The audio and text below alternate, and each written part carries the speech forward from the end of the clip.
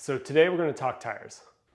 Specifically, I'm going to do my best to demystify Maxxis' tire line and tell you what tires I'm running, why, and maybe help you find out which tires are right for you. Yeah. So these are what I'm running currently. The Maxxis Minion DHR2 3C Max Grip with the downhill casing. And up front, I'm running the Assegai 3C Max Grip EXO Plus casing. Both these are set up tubeless, and both these have treated me really well, both here in the Pacific Northwest, as well as when I lived back in Colorado. So let's start with what is special about these tires. First up, you got the 3C Max Grip. So Maxxis makes a dual compound.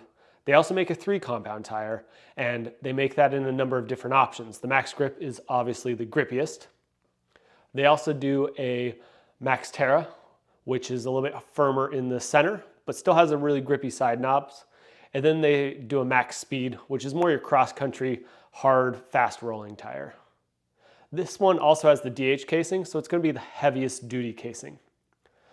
That brings us to casings. When we're talking about casings, you have the DH, heaviest duty.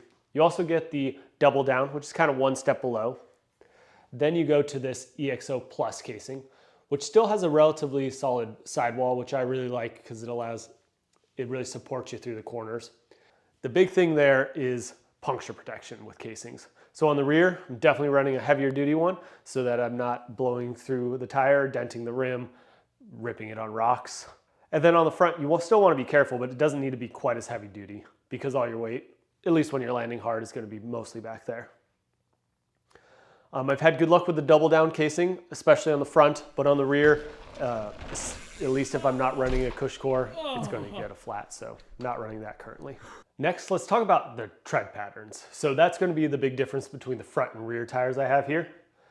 The Minion DHR2 is a great pattern, both front and rear, but specifically, I'm running it all year round on the back because it's got some pretty big knobs. So even when things are loose or wet, it really digs in there and helps with braking. It's a little bit faster rolling than my front tire, but it also doesn't need all the grip that a front tire necessarily needs.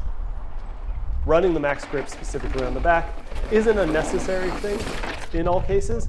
Especially, on the front range of Colorado, you're going to wear through this tire extremely fast, so I wouldn't recommend it there. But around here, the dirt is so much softer that things last a whole lot longer, and the added predictability and control is definitely nice. Next, onto the front tire. This is a newer tread pattern for Maxxis. It's been copied already by most other brands, and it does a great job of being predictable through the turns, as well as giving you a ton of control under braking. You can see the staggered side knobs here. That really does a lot to giving you that predictability as you're leaning it over, as opposed to the Maxxis Minion DHF, which is also a great front tire.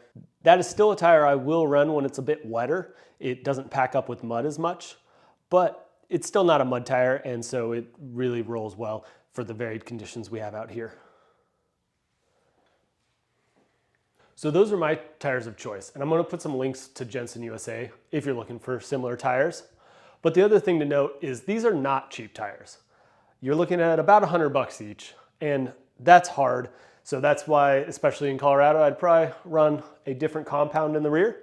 But the other thing to note is you'll find a lot of different stuff on the website, and it's always hard to read.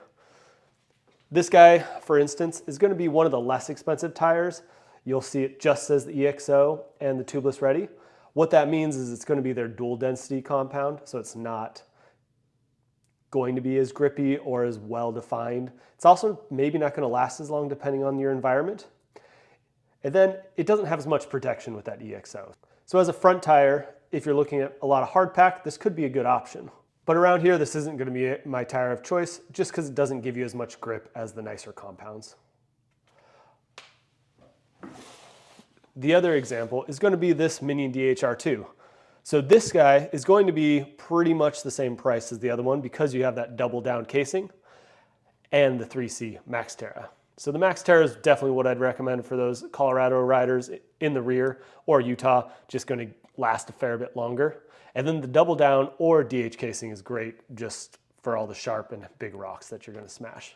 So that's Maxxis tires. And it's really going to be the point to which I judge all these other tires.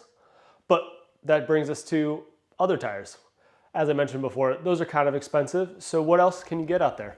For the past season, I've also been riding the E13 tires. This is the E13 All-Terrain in the DH casing. They also have an Enduro casing with the Mopo compound, which is their tackiest compound out there. And on the front, I have the Grappler. This is their Enduro one, also with the Mopo compound, so a little bit lighter front tire. And then if you check out that tread, it's going to look awfully familiar. And for that reason, it does a pretty good job. Other tires we're going to chat about are going to be some Bontrager tires. We got the SE6 here, as well as the SC5. And then Terravel, a little bit lesser known brand. This is the Warwick, and we're also going to check out the Kessel. So stay tuned for more tire reviews from Bontrager, E13, and Terravel. Don't forget to subscribe, and if you need anything for yourself or your bike, using the links in the description helps keep this channel going. Thanks for watching, and if you have any more questions, leave a comment below. Goodbye.